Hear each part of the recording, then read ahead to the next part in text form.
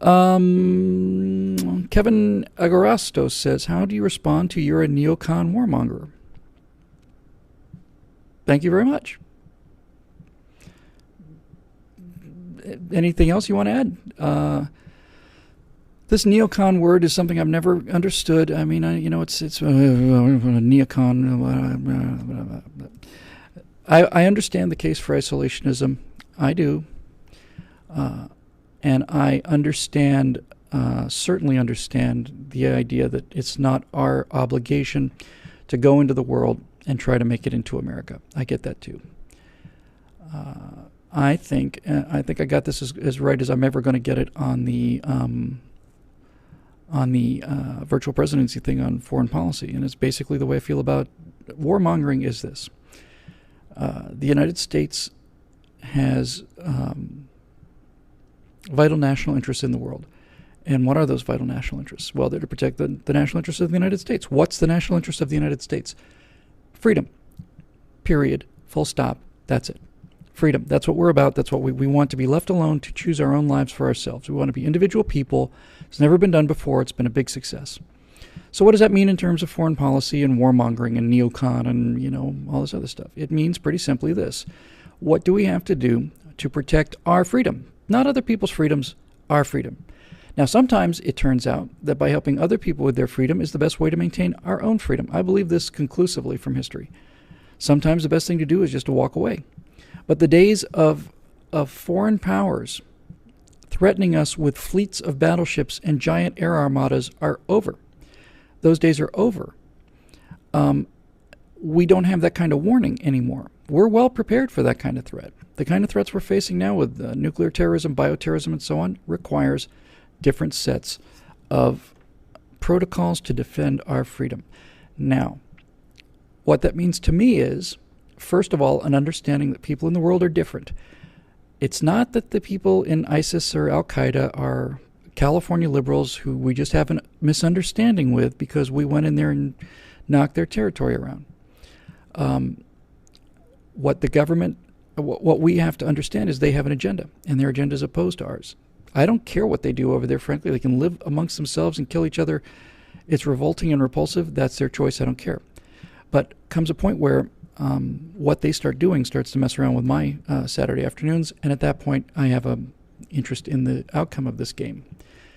So my criteria for warmongering overseas is pretty simple. Is the United States national vital interest of the United States involved?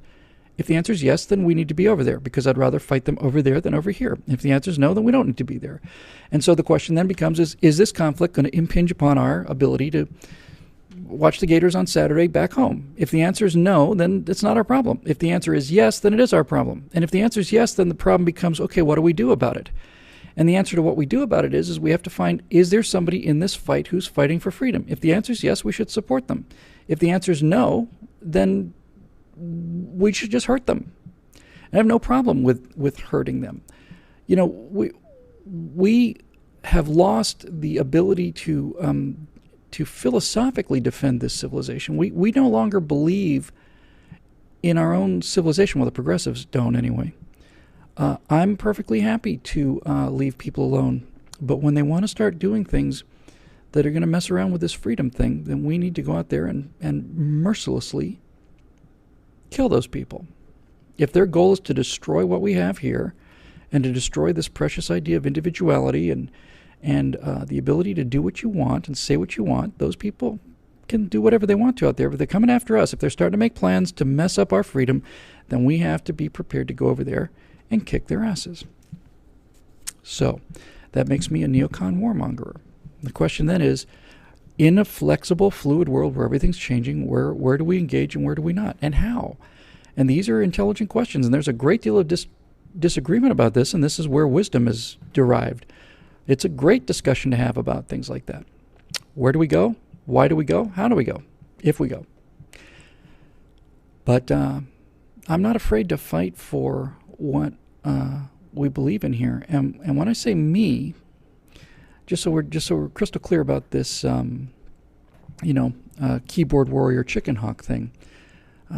I spent 12 years preparing to fly fighter jets for the United States Air Force. I mean, that was my entire life. That is a high-risk occupation. It is a riskier business than being an infantryman in terms of the numbers involved versus the numbers of casualties. And I was prepared to do that for 12 years, and I wanted to, and I couldn't. And then I tried to re-enlist in my late 30s. I wanted to fly helicopters for the Army. And I was too old for that, and after 9/11, I went down and tried to re-enlist again. So I'm prepared to go, and it's not just talk for me. And when I talk to the people who sign up for the military, the actual guys on the point of the spear, the actual warriors, I find that their attitude is very interesting. The attitude of the warriors is not, I'm a poor disadvantaged kid who's just trying to make a living. Please don't send me out there to fight in your war for oil. The people who are the war fighters, the actual combat troops, have a very clear, at least in my experiences, universally clear understanding of what they're doing, why they're doing it, and I am on the exact same page as those people. If it's important to the country, we'll go. If it's not important to the country, we shouldn't go. And I just I think the world of them. You're going to see an afterburner. I think it comes out tomorrow, where I talk about a Wounded Warriors function I did, and that goes into, it's called Playing the Hand, and it goes into the idea of in America you're not forced to die with the cards that you're dealt. You can get dealt a crummy hand and you can improve it, and likewise you can be dealt a lovely hand and you can screw it up. Here in America there's a little bit of versatility. You got a little viscosity. You can move up and down here. So I talk to these guys, and I understand what they go through, understand their sacrifice, and I'm prepared to do it too, and that's why I'm armed. So there you go.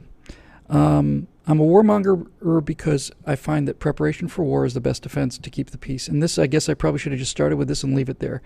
There is, throughout history, I don't think there's a clearer lesson in history.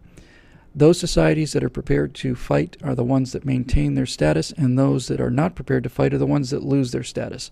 So if you like the general American status, which is, gay rights parades and feminism and